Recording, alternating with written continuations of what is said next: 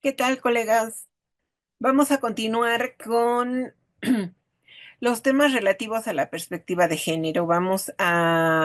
El día de hoy, a trabajar con el tema de los referentes. ¿Qué son los referentes? Bueno, pueden ser conceptos, definiciones que nos llevan a entender qué es la perspectiva de género. Bueno, vayamos a la presentación para trabajar los referentes que nos permiten entender qué es la perspectiva de género, comprender esta realidad y ver cómo se trabaja en la escuela y yo como maestro, qué puedo hacer para trabajar estas relaciones equitativas de igualdad entre niños y niñas, las adolescentes y los adolescentes. ¿Qué son los referentes? ¿Qué son los referentes? Bueno, vamos a empezar viendo este listado de referentes con los que es importante trabajar el tema que nos ocupa, que es la perspectiva de género. Bueno, ¿cuáles son los temas que hay que ver? ¿Cuáles son los referentes que debemos de tener claros para seguir hablando sobre la perspectiva de género? Bueno, dice una mirada al patriarcado permite ver cómo hay conceptos mediante los cuales se han explicado sus lógicas, así como los mecanismos de reproducción que han facilitado que se incruste en las relaciones sociales de poder que justifican la subordinación de las mujeres desde los fundamentos de orden social y que se tratan a continuación. ¿Cuáles son estos conceptos? ¿Cuáles son estos referentes a los que hay que acercarse para entender la perspectiva de género? Bueno, nos referimos a sistemas sexogénero, a sexo, a estereotipos de género, a roles de género, a socialización de género, agentes de socialización y medios masivos de comunicación. Vamos a empezar con el primero, que se refiere a el sistema sexogénero. Fíjense que es muy importante que aquí nos quede claro que el sexo no es una cuestión que lleve a la desigualdad, porque el sexo es biológico, ¿no? Eh, en cambio, el género es una posición construida socialmente, es un concepto construido socialmente, ¿no? Entonces, ahí sí es que hay que eh, entender cómo el género sí puede develar una posición de inferioridad a las mujeres. Entonces entendamos, el sexo es biológico, naces hombre o naces mujer. Y socialmente, pues bueno, ahí ya podemos hablar de género, pero biológicamente solamente se nace hombre o se nace mujer. Y el género es una construcción social en donde históricamente se ha puesto en una posición de inferioridad a las mujeres. El sexo. ¿Qué es el sexo? Bueno, pues ya dijimos, se nace hombre o se nace mujer. Es decir, el sexo se refiere a un conjunto de características anatómicas y fisiológicas que permiten identificar a una persona como mujer o como hombre. Estas pueden ser clasificadas en cromosómicas, hormonales, gonadales o genitales. Estas son, digamos, las características que nos hacen diferentes a los hombres de las mujeres, ¿no? Hay cromosomas que nos diferencian a los hombres de las mujeres, hay cuestiones que tienen que ver con las hormonas, cuestiones que tienen que ver con los genitales. Y estas en su conjunto son las que nos hacen hombres o nos hacen mujeres. Entonces el sexo son características biológicas con las que se nace. De esta manera, el sexo se refiere a todas aquellas diferencias biológicas entre mujeres y hombres, siendo las más visibles los órganos genitales y las relativas a la procreación. Este conjunto biológico significa solo una diferencia sexual mínima que no determina en sí misma lo que debe sentir, pensar o ser una persona con cuerpo de mujer o una persona con cuerpo de hombre. Es decir, no determina lo que eres, lo que piensas, lo que sientes, el haber nacido hombre o haber nacido mujer. Y tampoco significa que como naciste hombre eres superior a las mujeres, o como naciste mujer eres superior a los hombres, ¿no? Bueno, entonces hasta ahí espero que vayamos bien.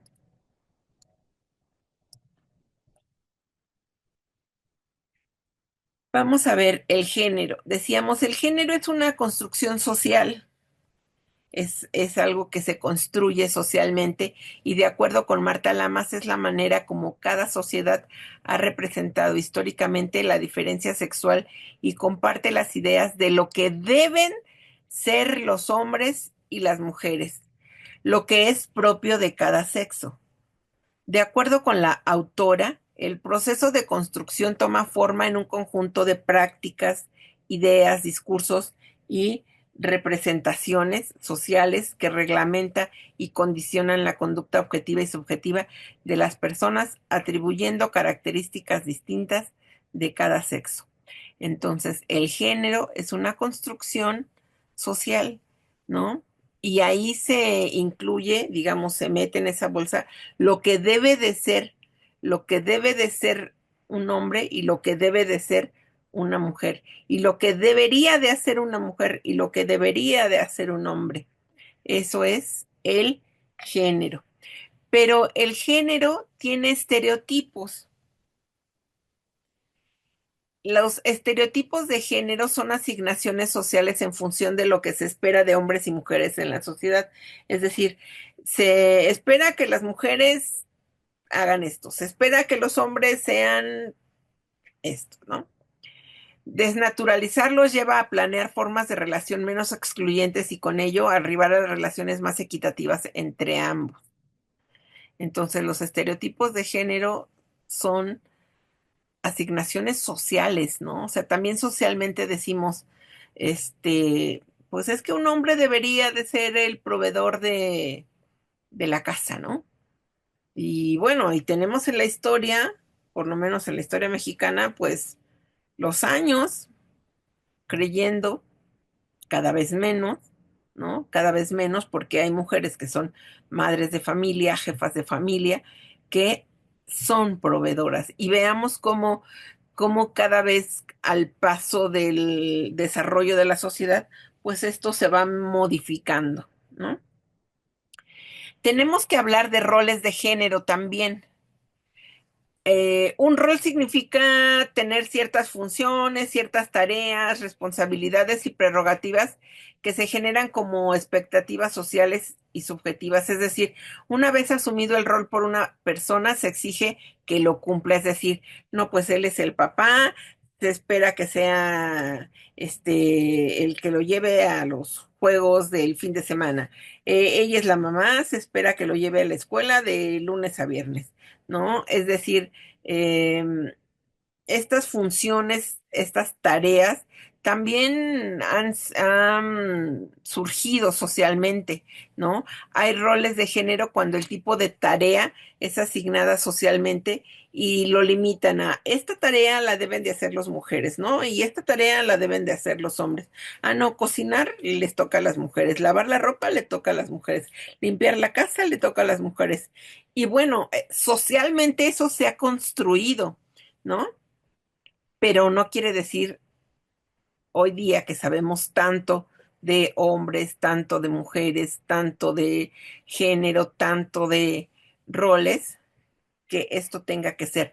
Pero bueno, en términos, digamos, de definiciones, esto es lo que se debe de entender, ¿no? Usualmente se reconocen tres tipos de género, ¿no? Que son el productivo, el reproductivo y de gestión comunitaria. Vamos a ver el productivo. El productivo son aquellas actividades que se desarrollan en el ámbito público y que generan ingresos, reconocimiento, poder, autoridad y estatus. Entonces, tú puedes tener un rol de género productivo, pero esto no quiere decir que o eres hombre o eres mujer, ¿no? Sino que el rol que tienes es productivo o reproductivo. El reproductivo se relaciona con la reproducción social y las actividades dirigidas a garantizar el bienestar y la supervivencia de la familia, es decir, la crianza y la educación de los hijos y las hijas, la preparación de alimentos y el aseo de la vivienda. Decíamos, ¿no? Así como que históricamente el rol productivo se le ha asignado a los hombres, cada vez menos, y el reproductivo, las mujeres son las que lavan, las que tienen limpia la casa, las que llevan a los niños a la escuela, ¿no? Pero tenemos un tercer rol que es el de gestión comunitaria, que son las actividades que se realizan en una comunidad para asegurar la reproducción familiar, es decir, pues cómo apoya la comunidad para que quienes tienen el rol reproductivo o el rol productivo, pues los puedan llevar a cabo. ¿Cuáles son los que históricamente se les han asignado a las mujeres? Bueno, a la mujer se le ha asignado la maternidad y el cuidado de quienes forman parte de la familia, se le ha asignado el trabajo doméstico, el mantenimiento del hogar, las labores de cuidado desarrolladas en el mercado laboral como la enfermería y la docencia, ¿no? Es decir, esto es lo que tradicionalmente se ha asignado a las mujeres, es lo que mejor les sale. Bueno, digamos que la maternidad no es que lo que mejor les sale, sino biológicamente están equipadas para ser ellas quienes generen vida y tengan a los hijos, ¿no? Pero digamos que el trabajo doméstico y el mantenimiento del hogar, pues les podría tocar a ambos, ¿no? Porque la casa es de una comunidad, de una familia en todo caso. Las labores de cuidado, pues también, ¿no? Y pues bueno, sí hay profesiones que son marcadamente femeninas como la enfermería y la docencia. Dice el texto y copiado textual en una imagen. Dice, al respecto es pertinente hacer un alto y plantearnos las siguientes preguntas en torno a nuestra práctica docente, ¿no? Si bien es cierto que venimos hablando de qué es sexo, de qué es género, de estereotipo de género, de roles de género, bueno, hay que preguntarnos esto cómo se va presentando en la escuela, pero también en lo que hacemos en la escuela, ¿no? En nuestra práctica docente. Hacernos preguntas como, ¿brindo un trato diferenciado a las niñas y a los niños, ¿no? Colocando en una posición de desventaja a las niñas, es decir, cuando levantan la mano, siempre le doy, por ejemplo, preferencia a los niños, o los niños siempre contestan primero, o quienes me ayudan en ciertas labores del grupo son los niños o son las niñas. Son cosas que me tengo que preguntar para ver mi práctica con relación al tema de perspectiva de género. También me puedo preguntar, ¿considero que los niños son más capaces que las niñas para ciertos aprendizajes como las matemáticas? Porque bueno, esto también es un tema de expectativas. Ustedes saben que las expectativas son la profecía cumplida. Si yo creo que los niños son más inteligentes en matemáticas, seguramente lo serán, porque tiene que ver también no solo con las capacidades del otro sujeto, sino con mis propias expectativas, ¿no? Cuando tengo expectativas positivas acerca de los niños o de las niñas, pues bueno, se convierten en la profecía cumplida, casi siempre, ¿no? También tengo que preguntarme si les asigno tareas diferentes. Ah, bueno, como ellas son niñas, que barran el salón, que ayuden a mantenerlo limpio. Los niños pues que se esperen allá afuera, ¿no? Mientras las niñas limpian, por ejemplo, son roles tradicionales. ¿Lo hago? Me lo tengo que preguntar porque entonces estoy siendo parte de la reproducción de estereotipos de género, ¿no? Lo que históricamente deben de hacer las niñas. A manera de broma, cuando, por ejemplo, alguien me llama por teléfono y me pregunta qué estoy haciendo, digo, a lo mejor no lo estoy haciendo, pero digo, actividades propias de mi género, ¿no? Y podría ser quien me está escuchando que piense que a lo mejor estoy lavando o estoy cocinando, ¿no? Entonces, es una manera de contestar y eso hace que el otro piense justamente en estas definiciones históricas, ¿no? Pero no necesariamente tendrían que ser esas. Uno lo puede hacer como broma, pero no necesariamente llevarían a que se estuvieran haciendo esas cosas, ¿no? Más bien es como para saber qué piensan los otros, cómo están los otros tomando esto de la perspectiva de género. Una pregunta más que me puedo hacerles. ¿He prohibido a las niñas jugar ciertos juegos o practicar algunos deportes por el hecho de ser niñas? Es decir, por ejemplo, no, las niñas no pueden jugar fútbol porque pues son niñas, ¿no? Las niñas que traigan su muñeca de la casa y que jueguen las muñecas. Que no jueguen fútbol, que no jueguen, pues no sé, a los carritos o yo qué sé, lo que históricamente les hemos permitido o desarrollado socialmente para que jueguen, generando fortalezas sobre los estereotipos de género, sobre los roles de género, ¿no? También me tengo que preguntar si considero que los niños son más traviesos y rebeldes que las niñas o si justifico o minimizo actos discriminatorios de violencia en contra de las niñas. Son cosas que me tengo que preguntar porque a lo mejor entonces estoy siendo parte del problema y no de la solución, cuando no permito que las niñas jueguen a lo que se les antoje, cuando no permito que niñas y niñas se distribuyan tareas por igual, ¿no? Entonces, tiene que ver con lo que estoy haciendo en el salón de clase. Dice el libro, sin recetas. Reflexionemos un poco acerca de cómo se socializa según estas pautas culturales que reproducen los roles de género tradicionales y los estereotipos de género. Como nuestros padres y madres, hermanas y hermanos mayores, las abuelas y los abuelos nos enseñaron lo que debe ser un hombre o una mujer, ¿sí? O sea, a mí sí me enseñaron que tenía que aprender a hacer de cocinar, por ejemplo. Y mi mamá me mandaba los veranos, nos mandaba a mis hermanos y a mí a tomar cursos ahí a un centro comunitario, ¿no? Y decía, pues órale, y este año en el verano aprendimos a cortar el pelo y a hacer chinos y a cosas de belleza que le llaman, ¿no? Y al año siguiente nos mandó a clases de cocina, pero a las mujeres, ¿no? Y entonces sí, sí es cierto que los padres, los abuelos y los hermanos mayores nos enseñaron lo que debe de ser un hombre o una mujer. Sí es cierto que me lo enseñaron. Pregúntense ustedes, que son más jóvenes, si esto también pasó con ustedes. Hay que preguntarse también qué se espera de las niñas y de los niños en la comunidad y en la sociedad en cuanto a sus patrones de comportamientos. ¿Qué espero de las niñas? Esto que les platicaba yo, como mi papá que decía, no, pues es lo último que vas a hacer, la normal, ¿no?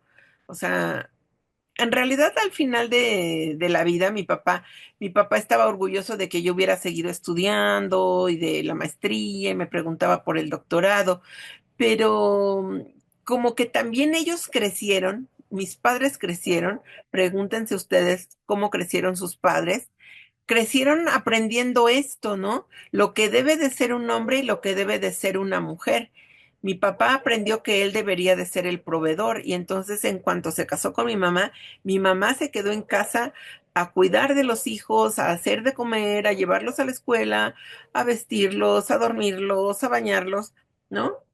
Lo que se esperaba de que hiciera una mujer casada con hijos, ¿no? Una madre. Em, pero sobre todo me tengo que preguntar si soy maestro, si desde mi práctica docente, como lo pregunta aquí, si desde mi práctica docente refuerzo o no lo que debe ser un niño o una niña.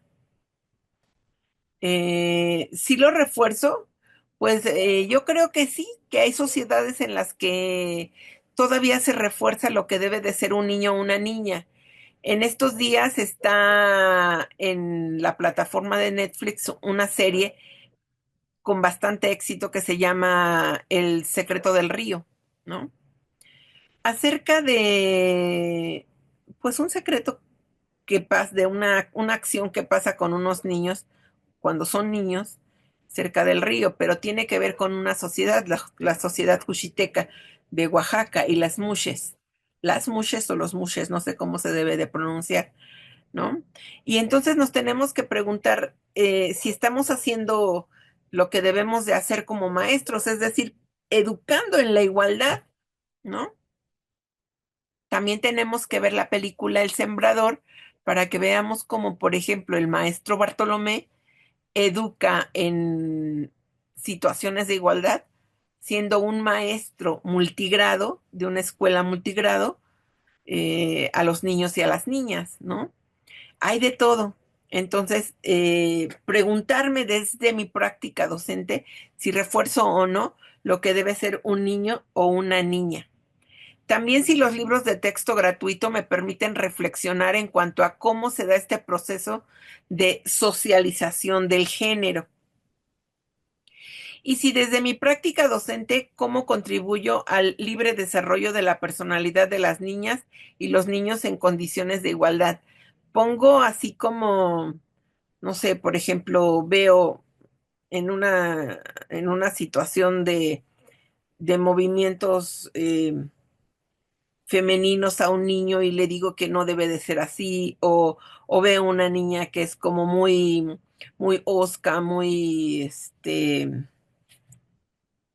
le digo que no debe de ser así porque las niñas son dulces y sutiles y cálidas y, ¿no? Es el sexo débil, como alguna vez lo llamaron. Entonces es muy importante que yo me pregunte qué hago con los niños, qué hago con las niñas y si estoy reflexionando sobre estas pautas culturales que eh, con las que crecí, ¿no? Yo les cuento de las pautas con las que yo crecí, pero ustedes seguramente si son maestros más jóvenes y están viendo esto, pues hay que preguntárselo también, ¿no? Si, si es así o ya no es tan así, porque ahora ya no hablamos de la infancia, por ejemplo, yo me acuerdo que decíamos, no, y es que hay que trabajar con la infancia. Ahora hablamos de las infancias, de las adolescencias, ¿no? ¿Y por qué? Pues bueno, porque es el sexo, más allá de lo biológico, sigue construyendo este concepto de género, ¿no? Y justamente a eso se refiere la socialización de género. Cuando nacemos, la cultura, la sociedad y sus instituciones nos introducen a través de la socialización de género a un deber ser, es decir, si se nace hombre o mujer. La socialización primaria se lleva principalmente en la familia. Los hombres y mujeres aprenden qué hace qué y quién tiene derecho a qué. Por eso en casa, pues quizá las madres tienen que decir, no, pues ambos pueden poner una mesa, ¿no? Los niños y las niñas, ambos pueden lavar los trastes. Desde la casa se enseñan las relaciones equitativas, las relaciones de igualdad. Pero si en casa la madre sigue siendo la única que atiende a los hijos, si la madre sigue siendo la que tiene un rol preponderante con la limpieza, el aseo, el hacer la comida, pues cómo se desarrollan las otras tareas, ¿no? Tengo un hermano y mi hermano sabe, por ejemplo, sabe trazar una blusa, sabe trazar una falda. Mi mamá era maestra de corte y confección y alta costura y a todos mis hermanos les enseño. Yo nunca quise aprender. A mis hermanas y a mi hermano, porque solamente tengo un hermano, les enseñó a usar la regla, a hacer medidas y cómo se traza, ¿no? Yo no quise aprender, pero todos mis hermanos quisieron aprender lo que sabía hacer mi mamá. Y digo, pues es raro que un hombre sepa, ¿no? Digo, hay sastres, pero digamos, no es lo común socialmente. Quizá mi mamá fue visionaria y pensó en que todos debíamos aprender de todo un poco, pero ya hacia la adultez, ¿no? A la edad adulta de mi mamá, porque les platicaba yo que cuando éramos niños, pues sí nos mandaba a cosas de cocina a las niñas, a que aprendan lo de belleza y a que aprendan a cortar y coser. Y ya y cuando era de cortar y coser, pues como también ella lo hacía, pues trató de enseñarnos a todos, yo fui la única que no aprendí. Pero estábamos con que nacemos y hay patrones de socialización. Y esos patrones de socialización se comunican principalmente o primariamente en la familia. Y la socialización secundaria es la que se desarrolla en otros espacios como la escuela, la iglesia, los grupos de pares y pues por la influencia de los medios de comunicación, ¿no? Y en este proceso se refuerzan o modifican las asignaciones de género aprendidas en la familia. Hay agentes de socialización, ¿no? Los agentes de socialización, bueno, ¿de quién aprendemos? Pues aprendemos de los padres, las hermanas, los hermanos, y los docentes, los ministros de culto, las y los pares, es decir, los compañeros de clase, los líderes comunitarios, y pues realmente de quien todos con quienes convivimos refuerzan nuestras creencias, nuestros conocimientos, nuestros comportamientos y actitudes, habilidades masculinas y femeninas en formas de atributos, roles y prácticas de género. Es decir, de todos aprendemos, ¿no? ¿Cuáles son los atributos? Bueno, los atributos son los rasgos de la apariencia física, de comportamiento y afectivos en una sociedad que se asocia a las personas, ya sea por su sexo, edad, origen étnico, etcétera. En el ámbito en el que nos ocupa son los atributos que se asocian a los hombres y a las mujeres. Estos rasgos, atributos o roles reflejan los estereotipos de género que se reproducen en el contexto de las relaciones sociales.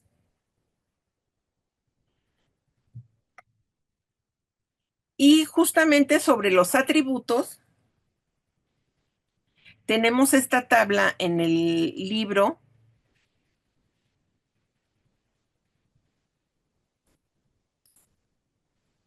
Sin Recetas, fase 4. Recuerden que este es el último tema del libro, la perspectiva de género. Estamos hablando de los atributos. Los atributos, dice en esta tabla, son eh, asignados, dice, a partir de los siguientes atributos asignados desde el deber ser, es lo que deberían de ser las niñas, lo que deberían de ser los niños, hasta hace muy poco, ¿no? Porque, bueno, tenemos otras prácticas, ahora tenemos otros tipos de género, que no es el tema de este libro, por eso no están siendo tratados. Estamos tratando exclusivamente lo que se consigna en el libro Sin Recetas acerca de del sexo, el género, los roles, los estereotipos. Y bueno, una vez que venimos reflexionando acerca de mi práctica docente y lo que hago como maestro, dice, bueno, hay atributos que son asignados desde el deber ser, es decir, una niña debe ser, o un niño debe ser, o una adolescente debe ser, o un adolescente debe ser. Dice, reflexiona acerca de cómo este pensamiento dicotómico es entre dos, o se es niño o se es niña, cómo reconocemos, cómo este patrón puede impedir que nos reconozcamos desde la igualdad, ¿no? Es decir, las niñas cabello largo, los niños cabello corto. Las niñas son sumisas, dóciles, los niños son rebeldes. Las niñas son dependientes, los niños independientes. Las niñas son inseguras, los niños seguros de sí. Las niñas son sensibles, los niños son muy razonables. Las niñas son pasivas, los niños son activos. Las niñas son hogareñas, los niños aventureros. Las niñas son comprensivas, los niños son tenaces. Las niñas son delicadas, los niños son fuertes. Las niñas son tiernas, los hombres son bruscos. La niña es intuitiva, el niño son muy lógico. Las niñas son temerosas, los niños son temerarios. Las niñas son sumisas, los niños son desobedientes. Y pues muchas más que se nos ocurran, ¿no? Realmente, hasta hace poco tiempo, pues podríamos decir que esta era una única clasificación de los atributos, es decir, del deber ser, de qué deben de ser las niñas y de qué deben de ser los niños, ¿no? Pensemos en este pensamiento dicotómico del que nos hablan los atributos, ¿no? Dice, el pensamiento dicotómico se puede definir como la tendencia a clasificar las experiencias según dos categorías opuestas, ¿no? Nos decían los atributos que veíamos acá. O se es niña o se es niño, ¿no? Estamos clasificando de acuerdo a un pensamiento dicotómico. No existen gradaciones, es decir, no existe poquito y mucho, no existe cabello largo para las niñas, cabello, o sea, no hay un grado intermedio. O sea, esto, por ejemplo, este cabello, pues tendría que ser de niño porque no le veo el largo por ninguna parte. Pero recuerden que esto es teoría y pues es lo que estamos comentando. Se hacen juicios categóricos, se atribuyen significados y se atribuyen significados extremos y absolutistas en lugar de tomar en cuenta las diferentes dimensiones eh, y aplicar pautas relativas. Esto crea un mundo de contrastes de blanco y negro sin matices. En consecuencia, las reacciones emocionales y conductuales de las personas oscilan de un extremo a otro. Conductuales.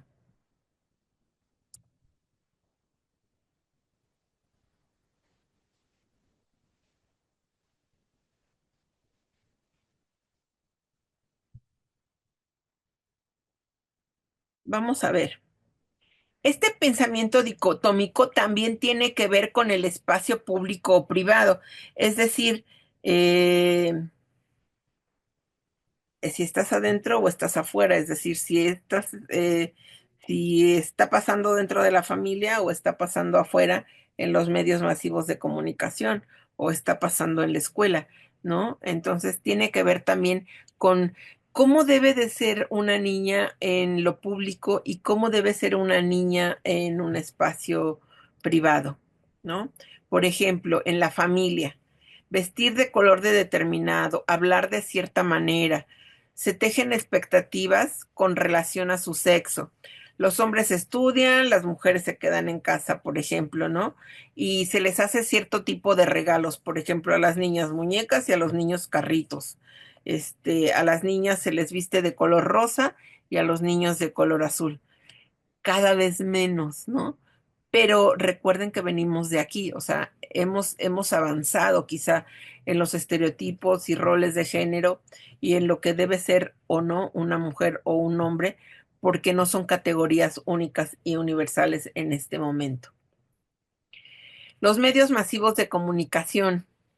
Bueno, pues tenemos lo que pasa en las redes sociales, televisión, radio, video, en la transmisión de y reforzamiento de valores, ¿no?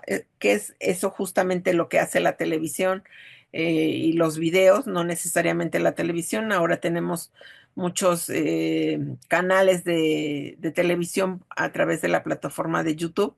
Y bueno, también ahí se transmiten y se refuerzan valores dependiendo de a quién vemos, ¿no? Y se convierten en modelos de referencia de querer ser o de seguir a quien es, ¿no? Tenemos, por ejemplo, ahora música que puede ser que no a todos les guste, pero pues ahí está y a muchos de los jóvenes les gusta y se identifican, ¿no? Hay mensajes exagerados en los medios masivos de comunicación, a veces distorsionados. Los hombres son para el espacio público, es decir, sí pueden andar por la calle y moviéndose y tener, pues, toda la libertad que no se les da a las mujeres, porque las mujeres deberían de estar, metidas en su casa, ¿no? Y haciendo cosas acorde con su género. En la escuela, ¿qué hacemos? Dice, bueno, pues en la escuela se aprenden códigos de convivencia cotidiana. En la escuela hay una formación social para la adopción de pautas culturales hegemónicas también, ¿no? Se pueden cuestionar valores, actitudes y comportamientos adquiridos. Es decir, puede ser un espacio de discusión, de reflexión, pero esto depende de qué tanto lo permite el maestro o la maestra, ¿no? Se puede trabajar con modelos. Los maestros, al final de cuentas, son modelos también de los que se aprende. Y pues eso lo deberíamos de saber nosotros como maestros. Y en la escuela, con la nueva escuela mexicana, pues hay un avance con relación a la perspectiva de género, es decir, no, los maestros no deberían de decir esto lo hacen las niñas y esto los niños, porque son niñas, y esto los niños, pues porque son niños. Podría ser una forma de distribución del trabajo, pero no por ser biológicamente mujeres o ser biológicamente hombres, ¿no? Sino, pues más allá de eso. Justamente el libro, recuerden que estamos en el libro Sin Recetas, fase 4. En este apartado sobre los referentes nos permite ah, con esta tabla identificar si desde la práctica docente que tenemos, si, la que estamos desarrollando en la escuela, la que estamos desarrollando con mi grupo, si soy de preescolar o de primaria o de secundaria, si con mis grupos si soy de secundaria, son preguntas que me puedo hacer para definir si estoy promoviendo la discriminación de género. Dice, promuevo que las niñas y niños se encarguen de actividades que son consideradas propias de su sexo, limpiar el pizarrón, hacer la limpieza del salón de clase, mover las sillas, etcétera. O sea, sí hago eso, pero se lo pido a las niñas porque son niñas o se los pido a los niños porque son niños. Tengo que preguntármelo. Paso por alto o minimizo los incidentes de violencia contra las niñas y las adolescentes. Es decir, si alguien le pega a una niña o la agrede, digo, ay, ya, ya, ya, ya, ya, ya, pero si es un niño, me vuelvo loco y entonces lo atiendo y que se arreglen las cosas hasta donde topen o así. Entonces, ¿qué hago? ¿Qué hago cuando veo violencia en contra de las niñas? Al no promover la participación de las padres de juntas al no promover la participación de los padres de familia en juntas, festivales o actividades extraescolares, o sea, es decir, pues que vengan las mamás, pero los papás no me gusta que vayan, que vengan al salón de clase, o me gusta al revés, me gusta que vengan los señores, me gusta que vengan los papás de los niños, pero no las mamás, ¿no? Entonces, tengo que preguntármelo. También finalmente en este apartado, el libro Sin Recetas, fase 4 en este tema de perspectiva de género, en términos de los referentes que estamos viendo, me incluye una tabla que me dice cómo identificar si desde mi práctica docente promuevo la discriminación de género.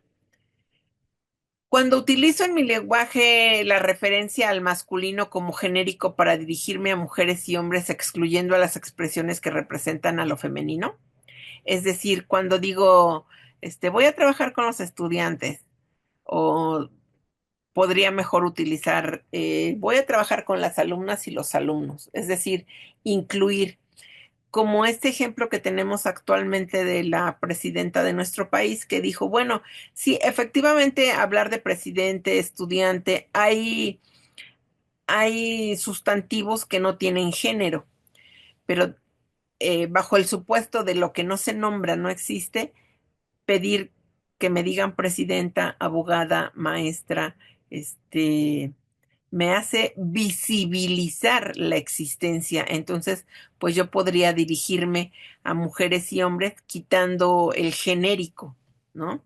Y hablando por hombres y por mujeres. A ver, vamos a trabajar esto con todas las alumnas o vamos a trabajar esto con todos los alumnos. Puede ser complicado, pero bueno, veamos qué posibilidades hay de hacerlo. ¿Cómo identificar si desde mi práctica docente promuevo la discriminación cuando repruebo o descalifico que las niñas o los niños prefieran realizar tareas que nada tengan que ver con lo que se espera de ellos? Que las niñas quieran clavar las sillas porque se desclavaron y que los niños prefieran limpiar el piso porque es más fácil para ellos, ¿no? Jalar la cubeta o jugar con el agua, ¿no? No es lo que se espera de ellos, pero ¿qué tal que la que tiene el problema soy yo porque los descalifico o no apruebo que lo hagan. Al realizar actividades que busquen demostrar quién es mejor, las niñas o los niños. Esta es una práctica súper común y súper recurrente. A ver, las niñas, a ver dónde están los niños y que griten, ¿no? ¿Quién es mejor? En realidad deberíamos de hacer equipos con miembros indistintos para evitar esta práctica que refuerza, ¿no? Refuerza estos estereotipos de género. Cuando permito que los niños hagan un uso exclusivo de los espacios comunes sin considerar a las niñas, es decir, que el patio lo usen solamente los niños con sus juegos y no permito que las niñas lo hagan, ¿no? Cuando no permito que se formen equipos mixtos en las actividades de aprendizaje.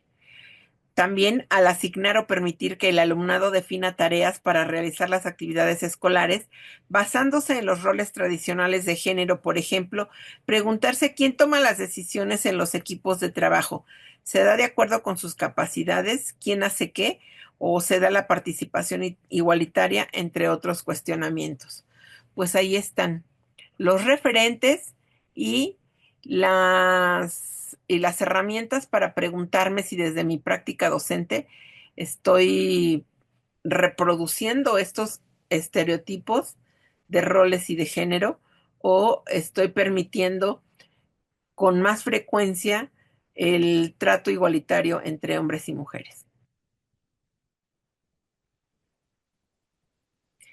Les recuerdo que estamos en Facebook, en nuestra página de Andamios Educativos oficial, con todas las noticias del día, le pueden dar me gusta. También los invito a que le den me gusta y se suscriban a este canal. Y si consideran que es interesante y útil, pues inviten a sus colegas a darle también me gusta y a suscribirse. Avancemos más en este tema de la perspectiva de género.